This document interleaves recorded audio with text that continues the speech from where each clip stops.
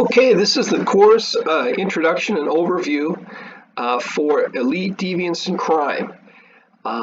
So hopefully you're listening into this introductory overview early in this first week of the course, and it really should get you oriented and help you to guide you through basically how things are going to work throughout the semester. I'm going to go over the syllabus here as sort of help us get oriented on some of the most important points. Now, I'm not going to cover every little detail, so make sure that on your own time you go through things carefully, and do not hesitate to email me if you have any questions at all, now or throughout the semester. So the name of the course is Elite Deviance and Crime. Welcome, everybody. This course actually has 4 sections because we have undergraduate and graduate sociology students, and we have also undergraduate and graduate social work students. And so it's quite a group, and I'm excited and looking forward to it. Now, due to sort of the pandemic concerns, this semester I would like to handle questions that you have via, as a first step, through email. And if it's a little more complicated than that, let's set up a Zoom meeting, either, probably most likely in one-on-one Zoom meetings. Let me know and we can set that up. Or if there's maybe friends that study together or something like that, we could do a Zoom meeting that involves, a number of people, that kind of thing. But the plan is that this course is fully online, so we won't have any classroom meetings. We won't have classroom lectures. As a matter of fact, the plan is we won't have any synchronous, live meetings, Zoom meetings, that sort of thing, except for on this one-to-one sort of basis. Everything is going to be pre-recorded, loaded, uploaded into Moodle, so that you can go over those materials at your leisure, at your convenience. So no set schedule on that, on those sorts of things. And in terms of schedule, I'll get to the specifics on that a little bit later. Okay, see now, I'll just move through the different points here from the syllabus. You do have one required textbook for this course. The title of it is the Oxford Handbook of White Collar Crime. The ISU bookstore has that available. I've got the bibliographic information here available too if you wanted to find some other source, a better deal or something. Online to be able to get this textbook. It's available as an electronic form, paperback, and hardcover. They all should be the same edition, originally printed in 2016. There's a reprint available as 2019, but they should all be the same. This is first edition, but coming in different formats. So whatever format that you desire, that you prefer. Now, the content of this textbook is, the focus is on white collar crimes, meaning typically financial crimes that involve, defrauding people of their money in one way or another. And that's what the readings are going to focus on, these different types of white collar crimes, theories to explain them, the basic patterns and facts of these crimes, how to respond and respond to this sort of criminality and try to reduce and prevent and hold people accountable for this sort of elite crime. So that's what the textbook is going to be about. Now, one thing I want to say right up front is that the course, I teach this course a little bit differently than how I do most of my courses, and you may find this course to be a little different from how professors typically teach a course like this, and I certainly hope it's not going to be confusing. I figure if I lay out how it's going to be here, that should make it clear from here forward.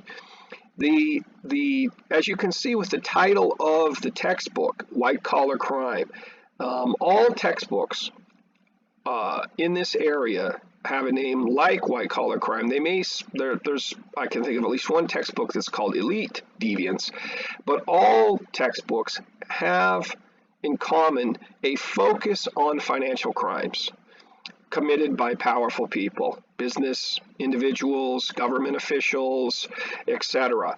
And that is the focus of textbooks. Now, I find that to be a serious limitation in a course like this, where the title of the course, the focus of the course is Elite Deviance or Elite Crime, because while financial crimes are very serious and harm sometimes great numbers of people, they're very serious crimes. Something very serious types of crimes are left out when the focus is only on financial crimes, because many of the most serious crimes that are committed by elites, by powerful people, people who have power and authority, are crimes of force, of coercion, of intimidation, of violence. And so these textbooks, unfortunately, tend to minimize, they just don't devote a lot of time to elite violence. And that's a problem, because, in my view, because I think that while financial crimes are very serious, probably more serious are crimes of violence, coercion, intimidation, etc. And so to supplement what I do, because of this dilemma, the textbooks kind of miss this big picture. What I do in this course is I set this course up so it's basically like 2 tracks. Every week we'll have assigned readings from the textbook which tend to focus on financial crimes, different types of financial crimes. And that's basically what your textbook deals with for the most part. Not always, but that's the tendency. That's one track of the course, is going to be what your assigned readings are focused on, mostly financial crimes. To compensate for that, to sort of adjust for that deficiency that I see in the way these courses are typically set up and organized, I'm going to lecture typically on these forms of elite violence, coercion, where it's not money, but it's a deprivation, a violation of human rights, of a person's rights. And so that is going to be the focus of my lectures, which I will record with PowerPoint notes. I will record and upload those to Moodle. And so each week there'll be a week topic, 1 week topic, which will cover some area of this elite violence. For example, this first week of classes, the topic is going to be state repression. So please watch all of those videos closely, and they're broken up into segments. Watch all of those segments on the lecture on state repression. Now, chapter 4 is going to be the assigned chapter this first week from the textbook, and that's basically covering some introductory facts, information, concepts, statistics, all sorts of things, dealing mostly with this white collar crime. So again, 2 tracks. Think of them, what I'm talking about in the video lectures is going to be typically disconnected from what's in the textbook. Now, in the textbook, every week I'm going to post a sort of like notes to that chapter, where those notes will give you a list of items, specific items that you need to make sure and find answers, know the information associated with those items that I'm listing, so that as you are reading these sort of sometimes long and dense chapters that have a lot of information in them, I think it's important to help guide you towards those things that are most important for testing purposes. And so you want to follow those, go through that list of things, and make sure you know all of those items from the chapter, because that's going to help you prepare, allocate your time and help give you some guidance about what's truly important from the chapters, at least in terms of testing purposes. It's all important for your own information and education, but I feel like one of my responsibilities is to try to sift through all of this information that you get in your readings and sort through that and help you kind of know what's going to be expected for testing purposes. So make sure and follow those chapter guides that will be posted when you are going through and reading those chapters, those assigned chapters. So we've got these video lectures, which is going to be sort of one set of topics. Your readings are going to be a somewhat different set of topics. And then each week, not this first week, but this first week we're going to be concentrating on the first week's worth of material. Then the plan is that after we cover a week's worth of material, the following Monday through Wednesday, that's going to be the open time for you to take the quiz on this week's material that we just finished. So this first week, you're going to go through Chapter 4. You're going to go through the lecture on state repression, be familiar with all those things. And I haven't mentioned it yet, but I typically put up a video clip, often a documentary, to bring to life these very abstract, dry concepts that we're talking about in the textbook or even in video lectures. I call this a case study approach, where I like to focus on a specific type of elite crime that's happening somewhere in the world and watch a video on that, a documentary on that, and then test you on that video. Did you watch it? Did you watch it carefully? Did you pick up the big ideas from it? And then put a couple of test questions on quizzes based on those video documentaries. So quizzes are going to have a little bit from those video documentaries that you'll need to watch the week, before you take the quiz, and then the chapter reading that you need to do, and also the video lecture on that week's topic. This first week's topic, again, is state repression. So those are the three things you're going to make sure you need to cover for these weekly quizzes that we're going to have. Video documentaries, video lectures, chapter readings. And those will be the three things that you get tested on in these quizzes. And that actually leads me to talking about quizzes a little bit, is in place of exams, especially when I teach online courses, I like to do quizzes because it keeps you engaged. It keeps you sort of into the material on a weekly basis. So each week, starting the second week, not this first week, but next week, you are going to, will be quiz 1, and then you'll have a quiz every week except for like Thanksgiving break. Up until the end, you'll have quizzes that cover the previous week's material. And the quizzes, they take the place of exams, so there'll be no final exam and no regular regular exams throughout the semester, just quizzes. So it's like exams broken up into little mini exams each week. And again, the days that you'll be taking quizzes will be Monday through Wednesday is when they'll be open. Again, the week following when the material is presented. So you can also look at the Moodle and see how that's laid out. So, and just to repeat for what you need to do to be fully prepared for those quizzes so you can do well, is you want to read through the chapter that's been assigned for that week carefully, and especially make sure you know all of the important items from your study guide for that chapter. And then you want to go over the video, listen carefully to the video lectures that have PowerPoint notes included, and make sure you go over those very carefully because that will be tested heavily on the quizzes.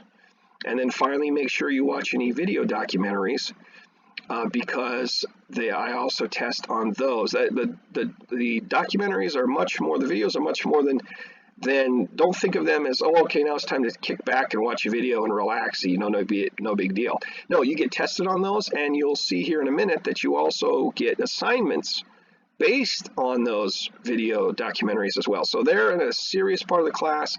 Again, my philosophy is that the problem with textbooks is that they tend to leave everything quite abstract and general and vague.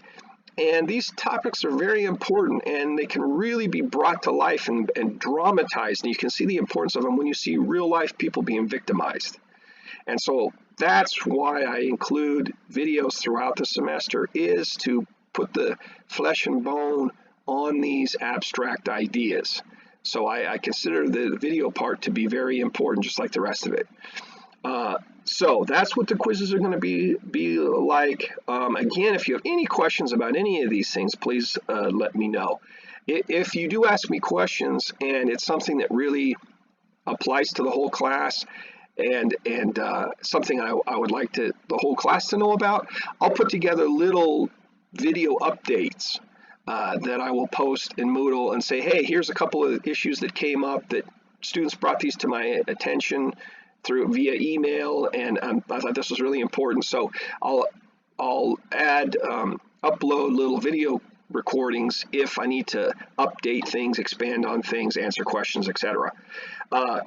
So another thing that I plan to do in terms of assignments is throughout the semester, not just the plan is 4 different times, but I'm going to be a little bit flexible on when I do those things because there's going to be a little bit of built-in flexibility in this course with some of these assignments. But I think it's important for people to be able to share their ideas with respect to their reactions with respect to these elite crimes. And so my plan is 4 times throughout the semester, and I'll always let you know and announce ahead of time before we have any of these assignments. I'm going to have discussion forums 4 times with 4 topics that I choose. Typically, they'll be from these video documentaries, or it could be from an issue that comes out from lectures, video lectures, or from the chapters. Whereas a really important issue that I would like to get some reactions, some analysis, some thoughts from you folks in a forum format. And so I will let you know ahead of time what I'm looking for. I won't get into the details right here, but usually I have a minimum word length. So when we do these discussion forums online, what you need to do is post an original comment. And again, I won't get into the minimum number of words. Look at the syllabus for how much you should write, because it's important to me that you write enough. But you want to react and put some analysis and thought and opinion into the issue that you're addressing.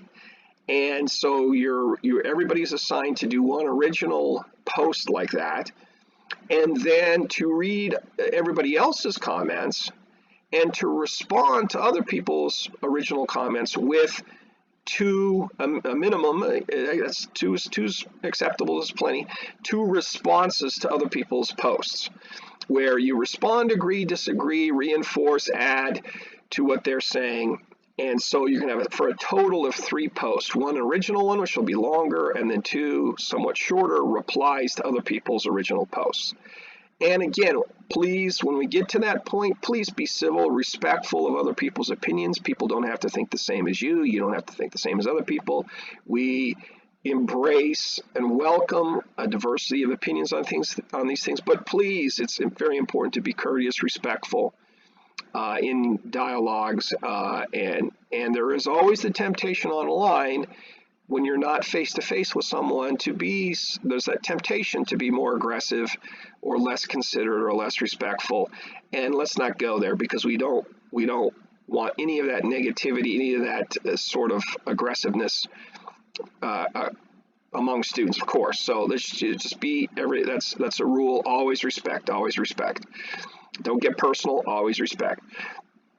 And so that'll be something that is an important part of the course where folks are going to be sharing with each other. So discussion forums. Now I'm just giving you the brief overview so you know what's coming right now, but later you'll get more details with all these things. As we march through the course, I'll be posting video recordings that give specific instructions, and so you'll get the details more as we go along here. Now, a final type of assignment that you'll get throughout the semester, in addition to quizzes and these discussion forums, is we're going to have a series of analysis papers. Now, that may sound like, well, that sounds like it could be a lot of writing. No, it's really not a lot of writing, because for one thing, it's broken up into small pieces throughout the semester. And the focus on when I say, well, what do you mean by analysis papers? I'm going to give you on the weeks when we're not doing the discussion forums.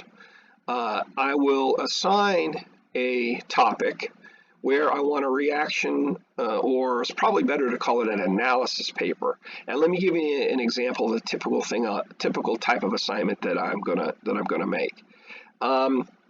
Let's focus with, as an example, it makes the most sense to go with this first week. This first week, I'm showing you a video documentary of a form of state repression that we see in the country of Kenya, where you see the government, you see law enforcement personnel who are secretly killing individuals who the government sees as posing a risk to the government, to the state. And so you have these illegal extrajudicial, they call them, killings, sort of like, hidden from the public and not going through illegal channels or due process. And it's, and so what I would like you to do with this first video documentary is watch it carefully and look for key facts from this particular, I call it a case study because it's an individual country with this individual sort of problem. You can see it other places around the world as well, but this is a focus on one country and one set of problems that you see there. And so look for key facts that help explain why is it that this form of state repression, why are these acts of elite deviance happening? How do we explain and make sense of them? So you want to look for key facts. Why are they doing these things? Couldn't they come up with other ways, more reasonable, less extreme ways to handle these perceived problems, these perceived threats? So I'm looking for key facts, first of all, in your paper. You introduce the paper and say, here's what's happened, here's the key facts as I see them. And then those key facts should logically lead you to an explanation. And that explanation is like your own theory of explaining why is this sort of elite crime happening, and that your explanation should flow logically from the facts. I'm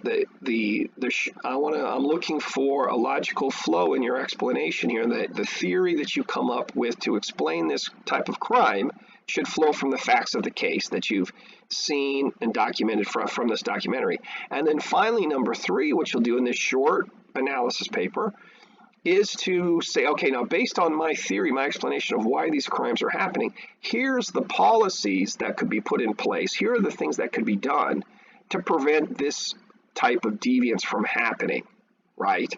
You could say, for example, here are policies that, say, the United States could implement to try to convince or persuade or to provide incentives or disincentives for a country like Kenya from doing these sorts of illegal killings, this kind of thing. So 3 parts: key facts leading to an explanation, number 2, and then number 3 is what would be a way to try to reduce this problem, this form of state repression that we're seeing.